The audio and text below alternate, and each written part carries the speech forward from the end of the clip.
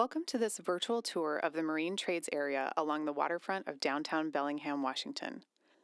This area is the focus of an exciting project currently underway, the Marine Trades Area Cleanup and Redevelopment Project, that will expand and grow Bellingham's critical marine trades industry, address environmental cleanup, build critical habitat for salmon and other species, and improve public access for Bellingham residents and visitors. The Marine Trades Area is adjacent to Waypoint Park. It is also next to the old Georgia Pacific site, the source of the original contamination. So this project provides a really excellent opportunity, a really unique situation. These kinds of opportunities don't come along every day, where we have the opportunity to achieve cleanup, redevelopment, and expansion of marine trades is something the port really supports. It's really almost a generational type of project. This is the kind of thing that's going to have transformation effects throughout the community. So this project is located in the marine trades area of the waterfront district. So there's four main goals with this.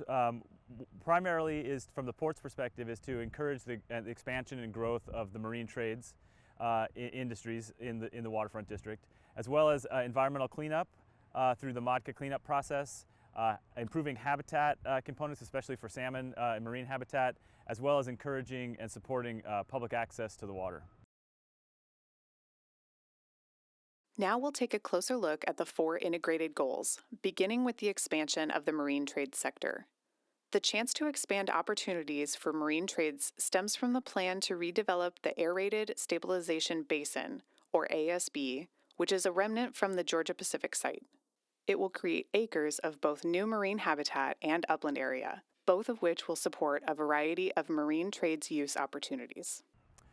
So the port's role in the Marine Trades Area Cleanup and Redevelopment Project really has multiple parts. One of the main things we obviously want to encourage is the expansion of marine trades and the marine trades industry.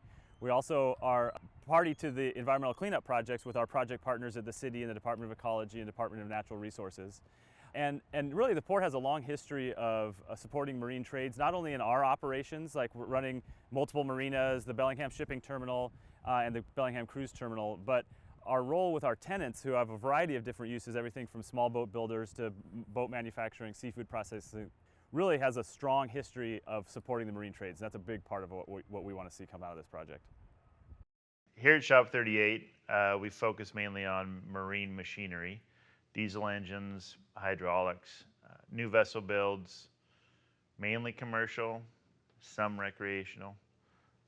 The marine trades are important, and all really trades are important to an economy, to a local economy, because they offer high-paying jobs. Bellingham's always been a boat building area, shipbuilding, and we've got a history of it here, and we need to keep supporting that.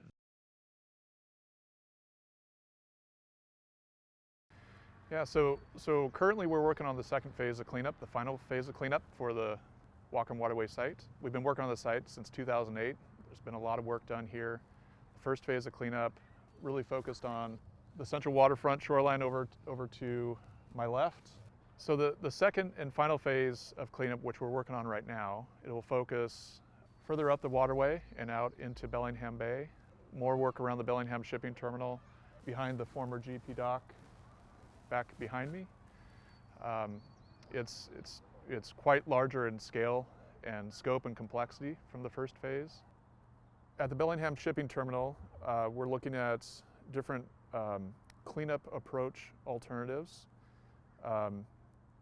really to as efficiently and completely remove the contaminated sediments in and around that facility.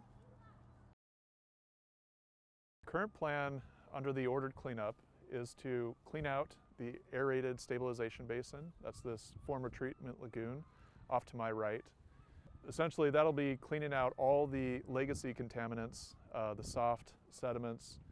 It'll essentially be a large excavated pit, and that's intended to receive all and consolidate and receive all the contaminated sediments from the waterway, from the bay, from the rest of the cleanup work here on the Whatcom Waterway site. What we're really excited about is we're working on a potential revision to that plan, which is we'll still construct a confined disposal facility, but instead of it being a shallow fill, roughly 30-acre confined disposal facility, It would be roughly 15 acres, give or take, of upland marine trades use viability, and roughly 15 acres, give or take, of new marine waters, so returning a portion of this facility back to the marine environment. So Ecology's role is to provide regulatory oversight. We help make sure that these cleanups are protective of human health and the environment now and into the future. So we hope that we ensure that these cleanups comply with our Washington state regulations. First of which is the Model Toxics Control Act, or MOTCA for short, and as well as the Sediment Management Standards, or SMS. MOTCA started as a public initiative back in 1989 when it was voted into law, and public participation is required in MOTCA.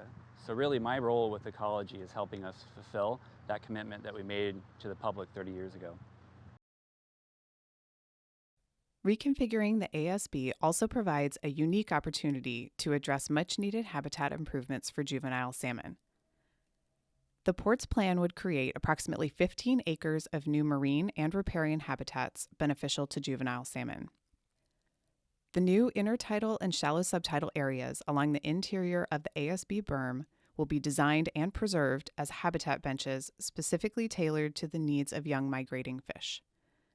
These habitat benches will connect to an existing eelgrass meadow located adjacent to the north side of the ASB. Together, these actions will establish a protective salmon migration corridor for young fish on their journey to the open ocean to optimize their health and survival for future generations. A fourth related goal of the project is improving public access.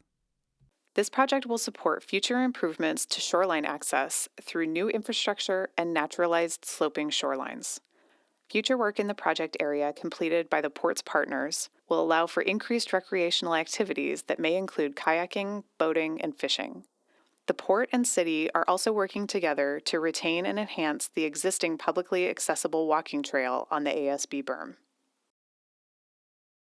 It's really exciting to think about once the cleanup projects are done and the areas will be redeveloped, and that will really spur economic development for the community, the marine trades use areas, more public access to the shoreline and the waterway. It's an exciting time.